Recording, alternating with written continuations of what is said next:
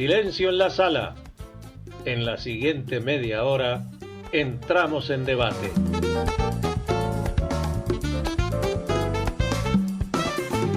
Hoy participan...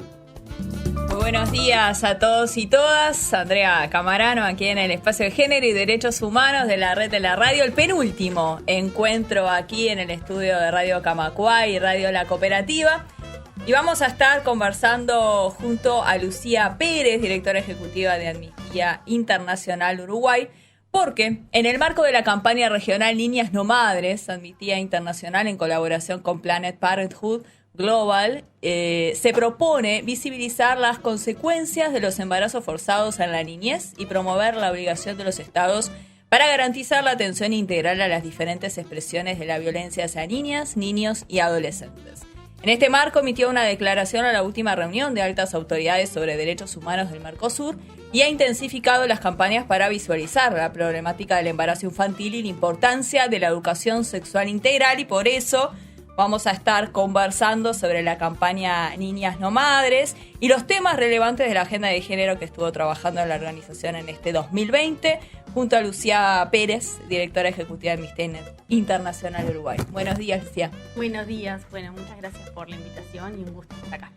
Bueno, mencionaba este posicionamiento para entrar un poco en contexto que realizaron ante la reunión de altas autoridades sobre derechos humanos del Mercosur, que se propone visibilizar las consecuencias de los embarazos forzados en la niñez y promover la obligación de los estados para garantizar la atención integral a las diferentes expresiones de la violencia hacia niños, niñas y adolescentes. ¿Por qué es que decidieron específicamente realizar un posicionamiento en esta reunión de este tema tan específico?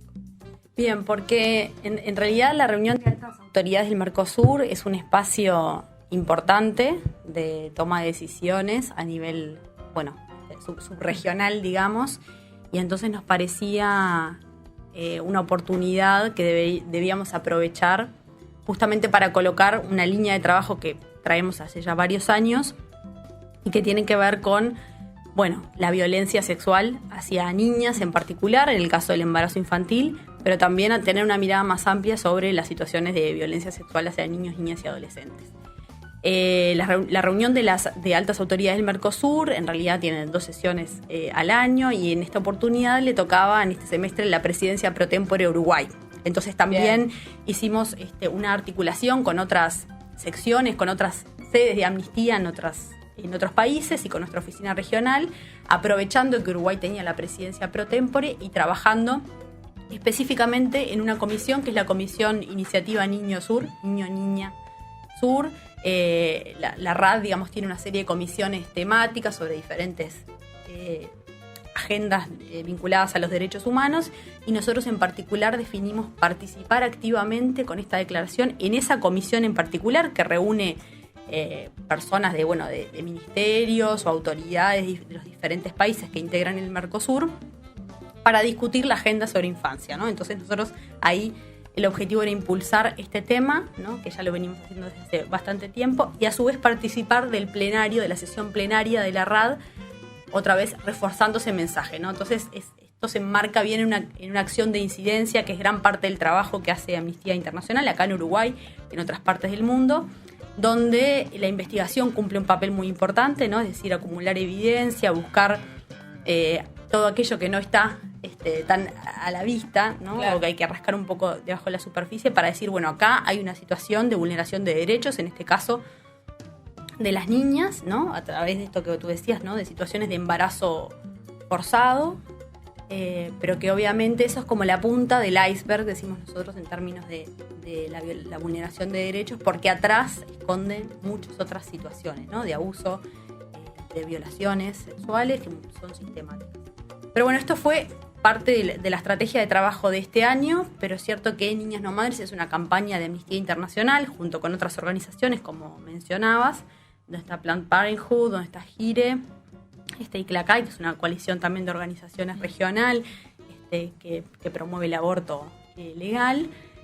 Y de alguna manera ya hace varios años, desde 2016, 2017, esta campaña se viene desarrollando, ¿no? En una mesa conjunta, una estrategia de trabajo conjunta de estas organizaciones, diciendo, este es un tema que afecta a la región, afecta de manera transversal a todos los países y entendemos como organizaciones de la sociedad civil que los estados no están poniendo el ojo lo suficientemente para atender este problema, ¿no? Y eso se evidencia en tanto la producción, la generación de datos y de monitoreo sobre esas situaciones, así como también en el diseño y en la implementación de políticas públicas. Obviamente que las situaciones de los países son distintas, no es lo mismo la situación de Uruguay que la de Brasil, que la de Argentina, tienen diferentes niveles de desarrollo en cuanto a la batería de políticas públicas para la atención, para la prevención y para la reparación de estas situaciones. Pero bueno, de alguna manera impulsarlo a nivel regional, decir, ¿no? Levantar la voz y decir, esto es un tema que está pasando en nuestro país y en otros países de la región, bueno, pongámosle atención y miremos a ver qué es lo que está pasando. Claro, atención regional justamente. Exacto. ¿Y cómo están encarando esta campaña? Una campaña 2017 que mencionabas, hemos conversado en esa oportunidad cuando arrancó todo este tema y que siguen impulsándola este año, el próximo año y demás. ¿Cuáles son bien los objetivos y las acciones que están llevando adelante? Bien, el primer objetivo que tiene la campaña es dar visibilidad a un tema del que nadie quiere hablar, ¿no? Más allá de, como decíamos, del embarazo infantil como la consecuencia más visible de una situación que si uno rasca, en el fondo aparecen otras cosas, ¿no?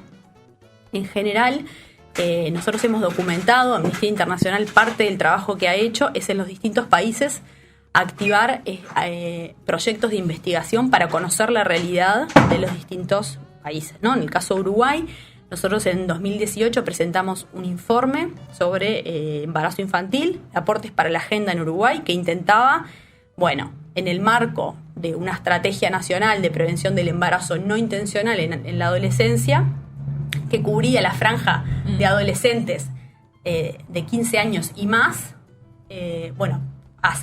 poner el foco y decir, bueno, acá también hay que poner un poco de atención en las menores de 15, ¿no? Aprovechando esa coyuntura más política y de toma de decisiones, bueno, lanzar este informe que sistematizaba un poco la realidad en Uruguay, de qué estaba pasando con el embarazo infantil y poner un llamado de atención diciendo, bueno, es importante, valoramos muchísimo la estrategia de prevención del embarazo no intencional en adolescentes mayores de 15, pero también tenemos este otro costado con las menores de 15 que requiere atención específica. O sea, no es lo mismo, no debería ser la misma estrategia para adolescentes que para niñas, ¿no? Claro. Porque ahí aparecen otras cosas.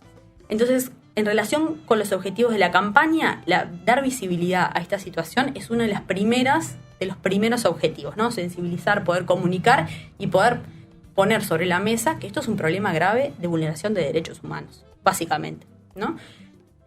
Por la maternidad forzada, ¿no? En el caso de que esa maternidad, bueno, continúe en contra de la voluntad de la niña o a veces incluso con el consentimiento, ¿no? Porque ahí hay toda una discusión, pero bueno, hay que ver qué condiciones o en qué situación llega una niña a poder consentir la continuidad de un embarazo realmente con todo lo que eso implica, ¿no? Físicamente, psicológicamente y emocionalmente.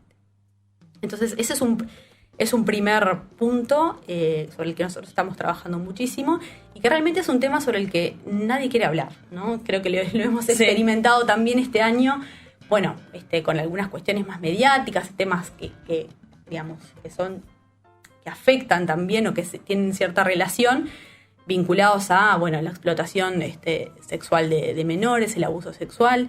Yo siempre me acuerdo en una de las actividades, en la actividad de presentación de este documento 2018, Silvia Pimentel, que es una abogada, una jurista brasilera experta en temas de género y que fue integrante de la CEDAW, del Comité de Erradicación de la Violencia hacia las Mujeres de Naciones Unidas, decía en una entrevista a propósito de la presentación de este documento que nadie quería, ¿no? Que era un tema que socialmente era muy doloroso, que nadie tiene ganas de hablar de esto porque implica una suerte de corrimiento del velo de lo que pasa en el under de la sociedad, ¿no? Claro. Es un tema, sí, de salud pública que afecta a los servicios de atención en salud sexual y reproductiva, pero es un tema cultural, ¿no? En estas situaciones de poner, digamos, de barrer abajo de la alfombra lo que está pasando, ya no con la sexualidad, ¿no? Sino con las violaciones sexuales hacia niños, niñas y adolescentes en una sociedad, implica una revisión mucho más amplia que decir, bueno, cuáles son las políticas de atención en salud sexual y reproductiva. Entonces, ahí está el foco de la campaña, en poder decir, esto es un tema del que nadie quiere hablar, es un tema escabroso, es un tema doloroso socialmente, pero hay que hablarlo para poder solucionarlo, ¿no? Un primer paso tiene que ver con problematizar que estas conductas no son correctas y que vulneran realmente y atentan contra la trayectoria vital de esos niños, niñas y adolescentes. ¿Y cuál es la situación en nuestro país puntualmente? ¿Cuándo se considera embarazo infantil, las edades? ¿Cuál es la situación en cifras también de Uruguay? Bien, bueno, el embarazo infantil, como te decía, está considerado en menores de 15 años, ¿no? Hacia abajo. Hacia abajo. Y ahí, bueno, aparecen situaciones muy variadas. Es cierto que la concentración, digamos, se da más entre los 14, ¿no? Los 12, 13, pero también aparecen situaciones de 11, de 10 y algunos casos más outliers de menos, ¿no?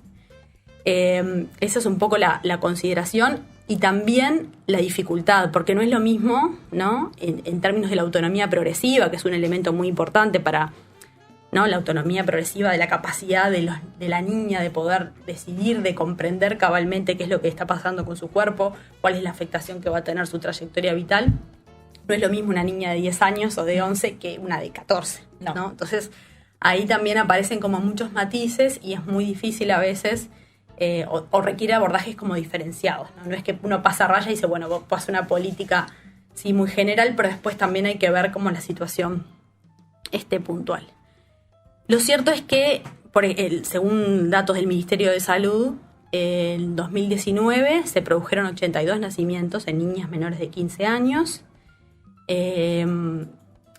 La tendencia, ¿no? desde 2013 es que ha ido bajando, pero un dato interesante es que de 2018 a 2019 se produjo un aumento.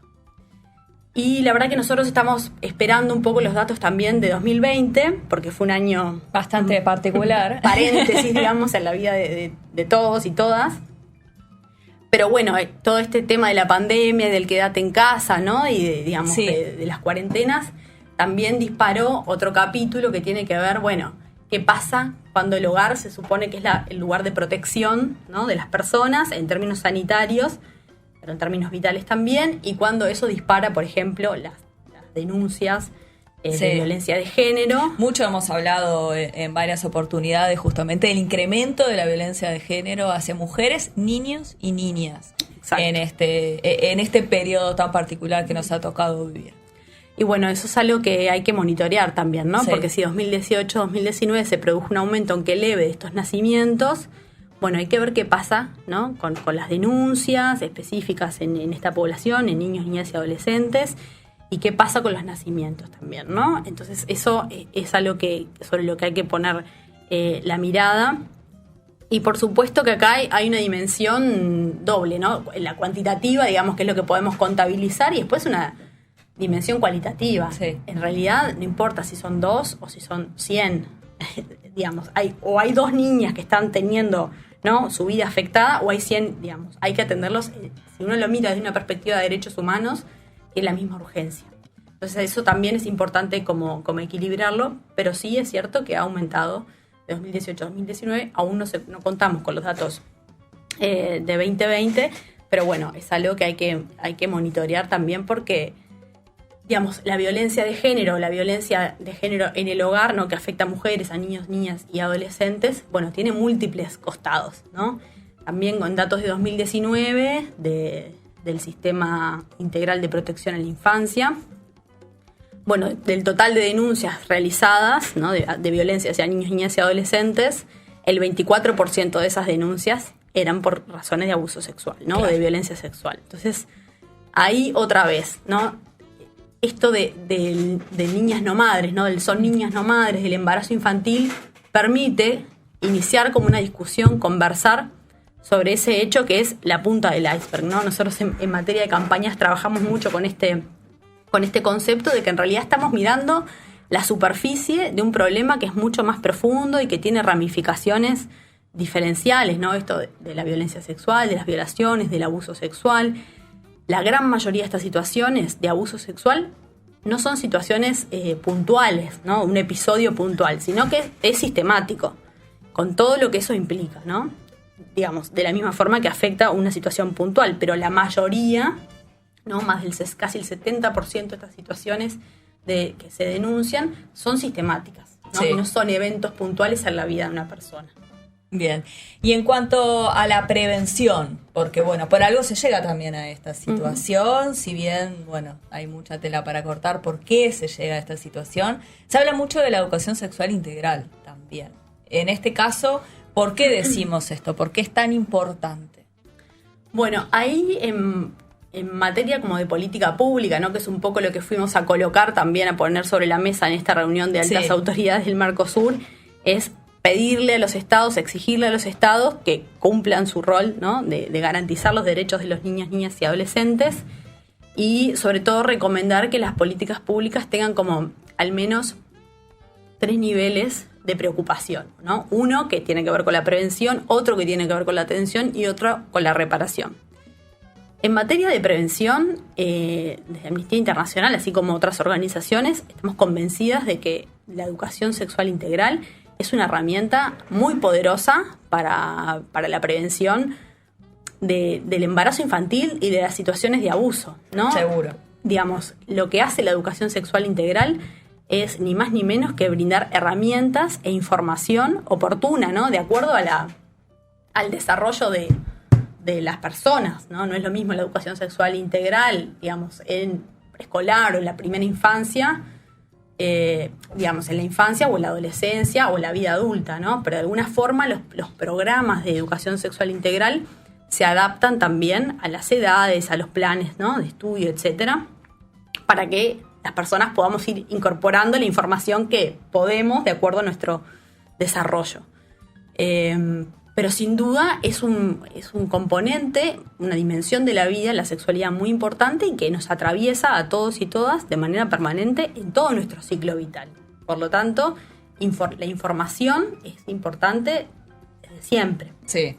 Entonces ahí, si bien es un tema como que ha sido bastante polémico, el tema de la educación sexual y esto de que esté incluida en la currícula y demás, bueno, también hay evidencia de que tener educación sexual, contar con educación sexual integral en los centros educativos ha permitido que niños y niñas detecten situaciones, identifiquen que han pasado por una situación de abuso, ¿no?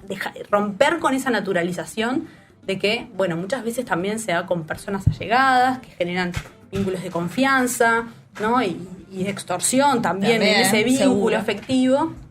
Entonces, hay evidencia suficiente de que hablar de estos temas, ¿no? Lo contrario de lo que uno puede pensar, que es justamente no decirlo, ¿no? Barrer abajo la alfombra y demás, es lo que ha permitido por lo menos detectarlo, ¿no? Detectarlo a tiempo y terminar con esa situación que tiene un impacto brutal en ¿no? en el desarrollo posterior.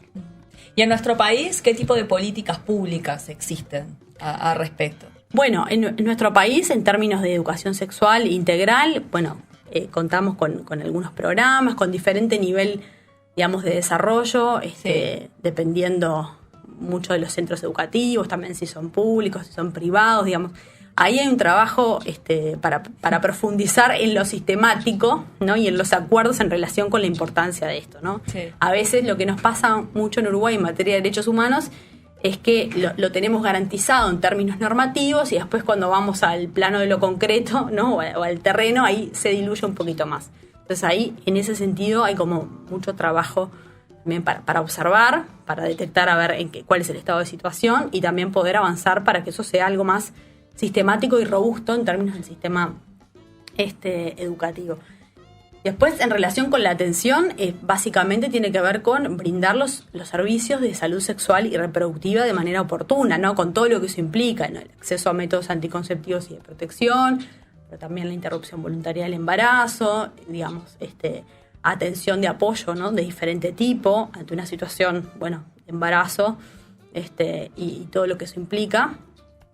Y la interrupción de un embarazo, lo mismo, ¿no? Entonces, ahí también hay otra dimensión muy importante en términos de, bueno, cuál es la batería, cuál es la oferta de la política pública en relación con eso. Y por supuesto, una tercera pata que es fundamental, que tiene que ver con el acceso a la justicia y los procedimientos administrativos en los casos que corresponda, ¿no? Y eso tiene que hacerse desde una perspectiva de género, ¿no? De género y de derechos humanos, ¿no? En esto de que no sea de cómo no revictimizar, cómo facilitar ese acceso a la justicia también para, en el caso de niños y niñas y adolescentes. Digamos que si bien se detectan estrategias como en todos los niveles, es importante decir que se pueden profundizar y mejorar. ¿Hay una adecuada articulación entre esas estrategias de salud sexual y reproductiva, violencia de género y abordaje hacia la problemática del embarazo infantil? Bueno, ahí desde 2019, un poco también a propósito de haber impulsado este informe de Amnistía Internacional, la Mesa de la Estrategia de Prevención del Embarazo No Intencional en la Adolescencia en aquel momento toma la situación expuesta en ese informe, el embarazo infantil, como un problema, y se elabora una hoja de ruta de atención al embarazo infantil, ¿no? Entonces ahí hay como algunos parámetros, hay algunos protocolos en materia de salud para la detección y demás, y detección y atención de esas situaciones. Y bueno, también existen otros protocolos, ¿no?, de violencia y demás que se aplican a otros niveles también educativos y demás. Pero es cierto que el desafío que tiene este tema es que requiere de conectar agendas, ¿no? Agendas que habitualmente están van por carriles distintos. Claro. Tienen que necesariamente que conectarse, ¿no? Como toda la discusión sobre la violencia de género va por un lado, la discusión de los derechos de la infancia medio que va por otro, la salud sexual y reproductiva a veces queda como ahí en el medio. Entonces requiere un esfuerzo de integración, incluso para entender el problema, ¿no? Como que si lo mirás solamente una perspectiva de infancia, sin una perspectiva de género, no vas a terminar de entender cabalmente qué es lo que está pasando. Y eso es una dificultad siempre, ¿no? De dialogar y comprender y poder incluso traducir a veces lenguajes, etcétera, para pensar un problema. Y también en términos del desafío que tiene la articulación en sí misma de la política pública, ¿no? Entonces, si bien se detectan políticas, acciones, programas específicos, todavía falta realmente una articulación que permita cabalmente atender este problema, ¿no? Y aparece toda esta otra dimensión que hablábamos hace un rato, que es la dimensión cultural también, de poder darle voz y de poder levantar el tema como un problema social también, ¿no? Claro. Hasta que eso no termine de surgir, es muy difícil que también lo otro termine de articularse. Bien, ya nos queda nada de tiempo prácticamente. Vaya desafíos que tenemos para el próximo año entonces, y en un minuto que puedas sintetizar hacia dónde ir hacia adelante, para también teniendo en cuenta lo que se viene. Bien, esta campaña es una de las campañas que estamos desarrollando de las más importantes. El año 2021 va a seguir estando sobre la mesa, vamos a seguir insistiendo sobre todo en estrategias que permitan, llevar este mensaje de que esto es la punta del iceberg y de que es mejor hablar de ciertas cosas, ¿no? Sí. Como le hemos dicho en algunas publicaciones Total. Que ya hemos hecho, ir como en el movimiento contrario en el que se viene haciendo la opinión pública o lo público en relación con este tema, sino ponerlo sobre la mesa, aunque sea difícil, aunque tenga, ¿no? Sea difícil en términos de lo que provoca socialmente y sea difícil de atender. Es importante seguir construyendo en ese sentido. Y por supuesto vamos a seguir haciendo un monitoreo y seguir exigiendo, ¿no?, la articulación de estas políticas y participando de las instancias con autoridades, en los debates en los que podamos estar para llevar nuestra postura. Bien. Lucía Pérez, directora ejecutiva de Amnistía Internacional Uruguay, muchísimas gracias por estos minutos aquí en el estudio de Radio Camacua y Radio La Cooperativa. Bueno, muchas gracias, un placer como siempre. Yo me reencuentro el miércoles que viene a las 9 de la mañana con el último Espacio de Género y Derechos Humanos 2020 aquí en la red de la radio, y vamos a tener la columna de Regenerades junto a Jimena García para hablar de educación con perspectiva de género. Que tengan una muy buena jornada.